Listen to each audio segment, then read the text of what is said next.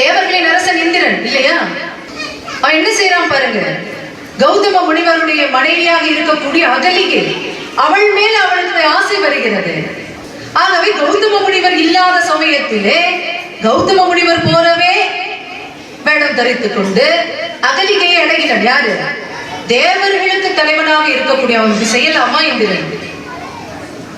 வந்து அவளை அடைந்த பின்பு கௌதம முனிவர் வந்து சாபப்படுறார். இதனால இந்திரனுக்கு உடம்பு முழுக்க பெண்குறி தோற்றங்களாக மாறுகின்றது. அருவருக்க தோற்றத்திலே உலகம் முழுக்க சுத்துறான்.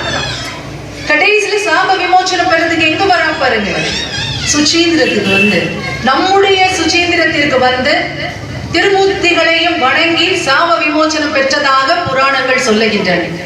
அதனால்தான் அதுக்கு பேரு சுச்சி இந்திரன். சுச்சி என்றால் சுத்தம் என்று பொருள். இந்திரன் சுத்தமான இடம், அதனால்தான் சுச்சீந்திரம் என்ற பெயர் அதற்கு.